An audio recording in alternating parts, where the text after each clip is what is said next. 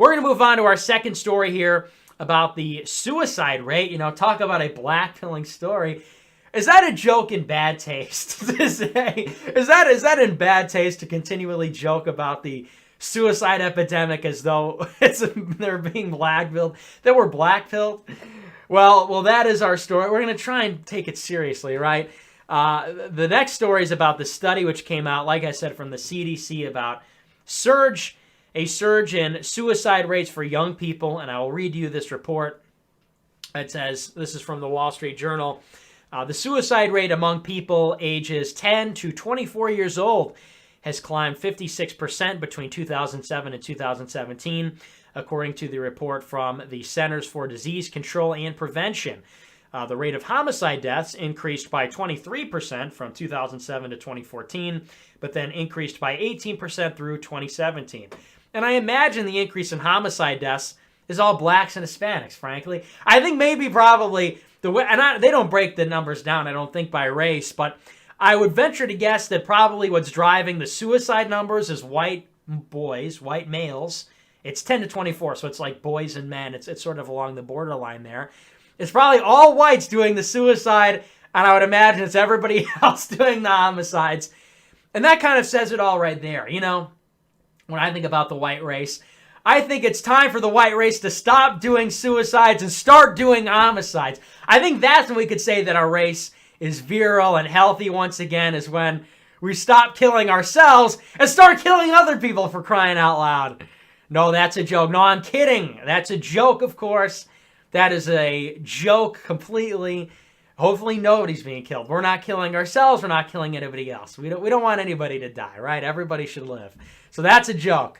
But I mean, come on. I mean, we all know somebody's doing the suicide, right? Who's doing the suicide, Don? Somebody's doing the suiciding, and somebody's doing the homicide. But the report goes on. It says violent death, including homicide and suicide, is now a major cause of premature death for the age group. Around 2010, the death rate of suicides among adolescents and young adults surpassed the rate of homicide deaths, according to the report. Quote, the chances of a person in this age range dying for suicide or dying by suicide is greater than homicide, when it used to be the reverse, says Sally Curtin, a statistician at the CDC. She says, quote, when a leading cause of death among our youth is increasing, it behooves all of us to pay attention and figure out what's going on. Suicide rates in general have increased in the U.S. across all ages and ethnic groups, rising roughly 30% from 1999 to 2016. In 2017, suicide was the second leading cause of death among those aged 10 to 24, behind unintentional injuries such as car crashes or drug overdoses. Homicide deaths ranked third, according to a CDC report from June 2019. Despite concern over the rising suicide rates, researchers aren't sure of the exact causes.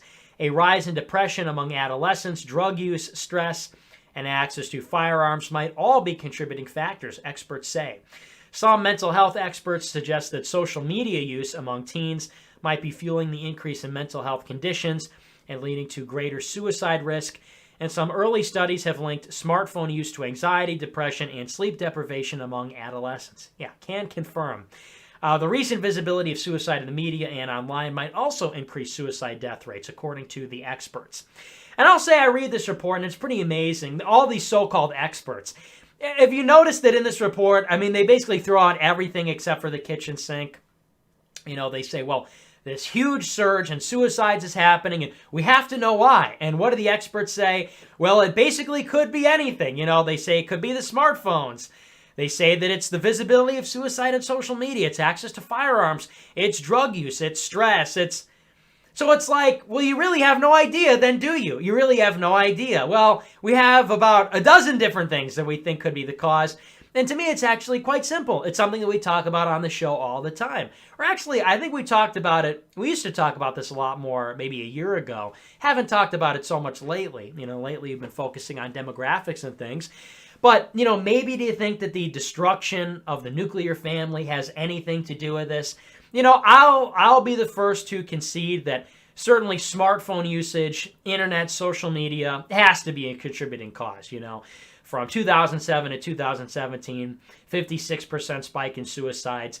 I don't think it's a coincidence that this coincides with the rise of the iPhone, Facebook, Twitter, Instagram, all of this. I don't doubt that that could be a contributing factor, but I would see that only as an accelerant of an ongoing trend that's been happening for years, which is the destruction of the family, the complete atomization of the society. I think that social media, phones might be accelerating that, but that is the root cause, and I think we all know that. All these social scientists and experts, they come up with all these different reasons. Maybe you think it has something to do with the fact that like half of parents are getting divorced.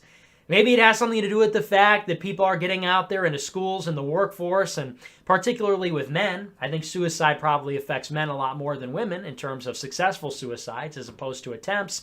Could it have something to do with the fact that all male spaces are being completely destroyed? They're being infiltrated by femoids, and they're being completely destroyed. The rules are being rewritten so that now, we've got all this political, liberal stuff being injected into it. I think we really look at what we've done to ourselves as a society. There's that word again, but what we've done to ourselves as a society, barring, even technological changes or economic changes, but what we've done to the social fabric, and that's a clear answer. I think it's no secret that everybody is feeling this. It's no secret that everybody is feeling, we call it black-pilled. But I think if you survey any normal people that that are not aware of the relevant facts, or not aware of the issues that we're aware of, are they really happy? They say that ignorance is bliss. Are the people that are unaware of the Jewish question and demographic change and the Great Replacement, do we know that all the normal people that are in college, our peers, our fellow Zoomers in college and high school, are they all happy-go-lucky, well-adjusted, normal people? Or do we find that, broadly speaking, across most age groups, no matter what side of the aisle you're on, whether you know the relevant facts or not, do we find people that are popping pills, they're on antidepressants, they have therapists, they have mental breakdowns, panic attacks, they're anxious, they're neurotic? I think that's the general trend of everybody everywhere. And I think the failure to recognize that, of course, it does have something to do with demographic change ostensibly, but more so to do with the social fabric. Why can't they figure that out? Why can't they come to those conclusions, And it all really goes back to, I think, and I'm a firm believer, the decline in religion. Certainly you could say that it's a decline in traditions. You could say that it is the disintegration of the family unit and broadly speaking, the community. And maybe that's a result of immigration or socioeconomic changes. But I think at the end of the day, all of these things go back to the church. It all goes back to religion. We can trace it back to a lot of different root causes, whether it might be divorce or feminism or working moms or, the destruction of fraternal organizations. I think all of that can be traced back to the decline of religiosity. Why do you have now these small, sort of sad, atomized families? Well, you don't have big families anymore because you have contraception, right? And why do you have divorce now? Why do you have single-parent households, largely and generally speaking? Because, in the absence of religion, in the absence of Catholic or Christian moral teaching, well, everybody's permitted to get divorced.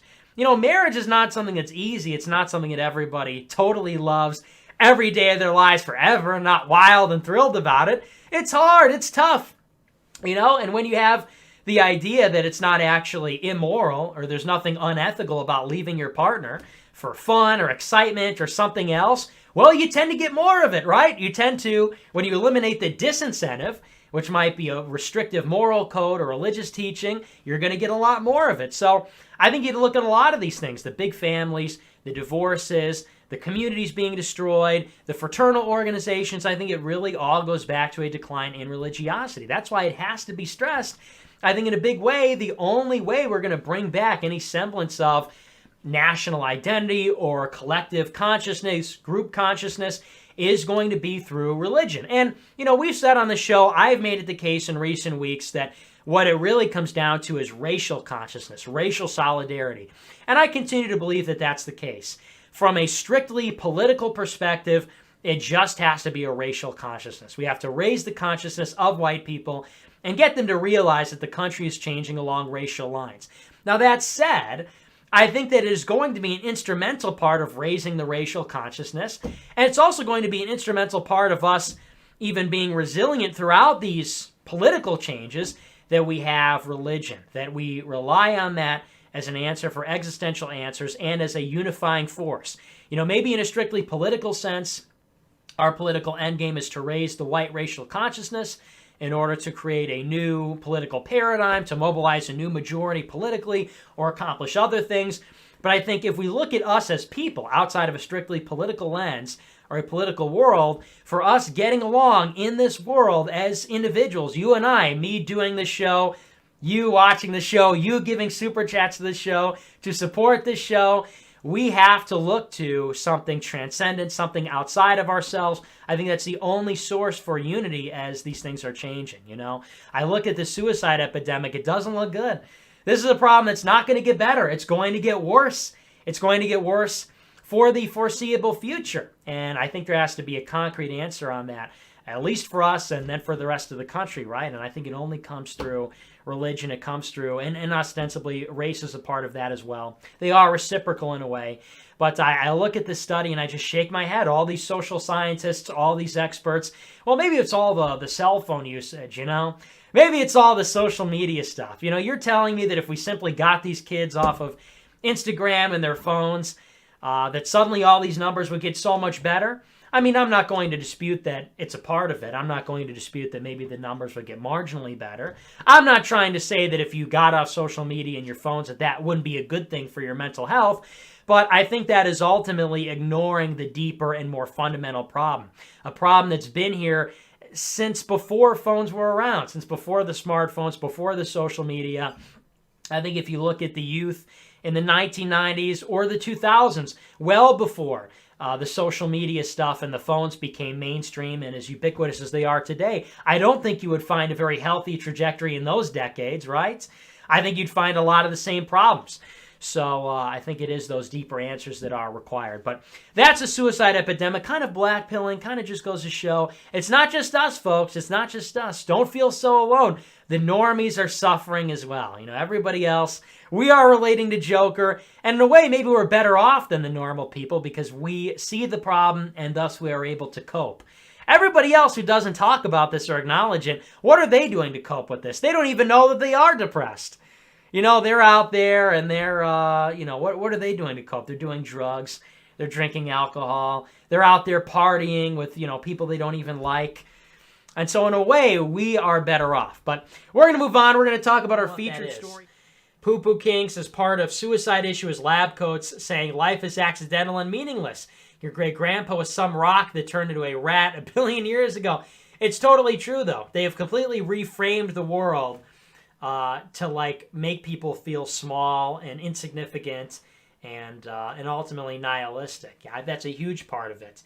If you believe that you're a child of God and you have a holy Father, that's very different than believing that you watch these videos where they're like, look at the scale of the universe. This is how big the Earth is, and this is how big the sun is, and then this is how big the sun is, and this is how big something else is, and it's like. And the whole point of the video is to say, a big middle finger. It's supposed to say, oh, you're a bitch. You mean nothing. You're small. And nothing matters. I mean, that's the whole point of that. That's the whole point of all of this, Evolution and, all this space crap, all this cosmology stuff, astronomy stuff.